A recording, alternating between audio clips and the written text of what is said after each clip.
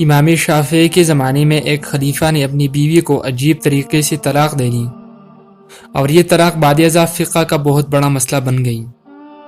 بادشاہ اپنی ملکہ کے ساتھ بیٹھا تھا کہ ہنسی مذاق میں اس نے ملکہ سے پوچھا کہ تمہیں میری شکل کیسی لگتی ہے؟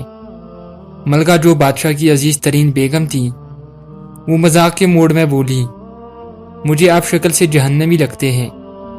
یہ فقرہ سننے کے بعد بادشاہ کو غصہ آ گیا اور بولا، میں اگر جہنمی ہوں تو تمہیں 3 طلاقیں دیتا ہوں۔ ملکہ نے یہ سنا تو اس نے رونا پیٹنا شروع کر دیا۔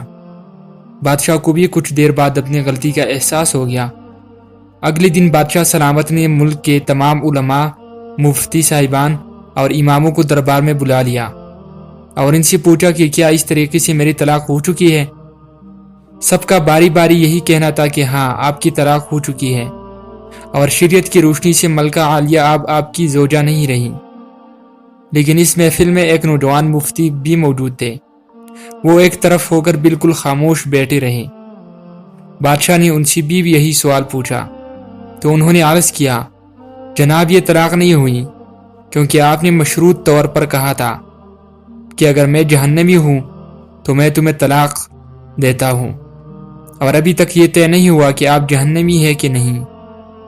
آپ کو اگر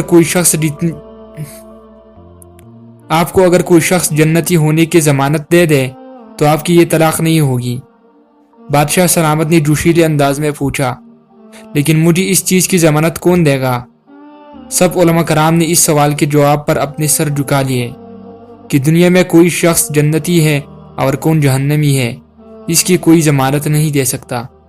نوجوان مفتی نے جب تمام علماء کرام کو خاموشی دیکھا تو وہ بادشاہ سلامت سے مخاطب ہوئے، بادشاہ سلامت، میں آپ کو یہ گارنٹی دے سکتا ہوں، لیکن اس کے لیے میں آپ سے ایک سوال پوچھوں گا۔ اگر آپ جواب ہاں ہوا تو میں آپ کو جنتی ہونے کا ضمانت نامہ دے دوں گا۔ بادشاہ نے کہا، ہاں پوچھو۔ نوجوان مفتی نے پوچھا، کیا آپ کی زندگی میں کبھی کوئی ایسا موقع آیا ہے کہ آپ گناہ پر قادر تھے لیکن آپ نے صرف اللہ تعالیٰ کے خوف سے وہ گناہ چھوڑ دیا تھا؟ بادشاہ نے سر اٹھایا اور کہا، ہاں ایک بار ایسا ہوا تھا۔ میں اپنی خوابگاہ میں داخل ہوا تھا اور وہاں ایک نوکرانی صفائی کر رہی تھی۔ وہ لڑکی انتہائی خوبصورت تھی۔ میں بھٹک گیا۔ میں نے دروازہ اندر سے بند کر لیا۔ میں غلط نیت سے اس لڑکی کی طرف بڑھا تو اس نے رونا شروع کر دیا اور وہ چلا کر بولی، اے بادشاہ، اللہ سے ڈرو، وہ تم سے زیادہ طاقتور ہے۔